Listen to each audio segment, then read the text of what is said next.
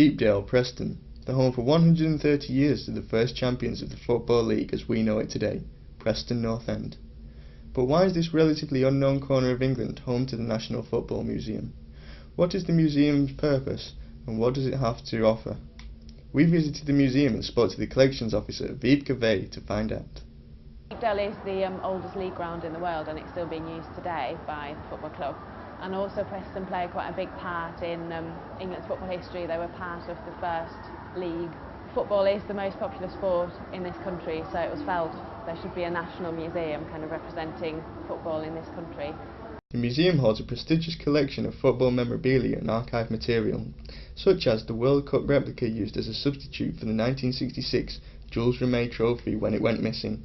Also to be found in the museum is the ball used during the 1966 World Cup final. This item is the visitors' most popular item in the museum's collection. So how are these items acquired? Well, the way we acquire objects here at the museum is usually by donation, because we don't have any budget to purchase anything.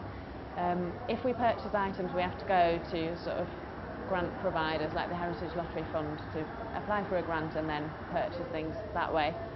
We also take in loans, but usually only if they go on display or if they're from sort of bigger organisations like the FA or the Football League who've got their archive in the store.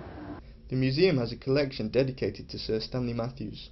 This includes the kit he wore during the 1953 FA Cup final for Blackpool. Items also include correspondence and other items related to his retirement. Now we know about some of the collections in the museum. Who are the main visitors to the museum? Our main visitors are families, I think. It's basically, well, obviously lots of football fans. They're sort of, I think they make up the main part of the visitors. Families, mostly local or sort of northwest based anyway. We get lots of visitors from sort of Manchester, Liverpool way as well. We do get fans from away teams that come to Preston for matches. And that's how we kind of advertise beforehand as well to kind of get them in here.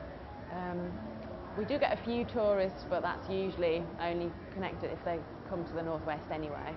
The museum boasts an interactive games area popular with families and school visits. This is the interactive gallery of the museum where we've got games for people to play, we've got football tables, we've got an interactive where people can do their own comment on the match of the day, so they can just record comments on a match and can listen to themselves afterwards. And we've got an interactive that's called Around the Grounds, where people can follow their own football club around the ground and have a look at what the ground looks like from the top and all that kind of thing.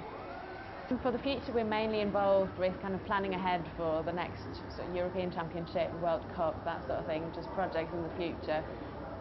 We're also trying to update the galleries a bit because we've been open for a while now, so I think we're ready to kind of update them. As you have seen, the National Football Museum successfully and creatively brings together many years of football history. It also aims to add to its extensive collection in the future. So if you're a football fanatic or just want a fun day out, the National Football Museum is a must.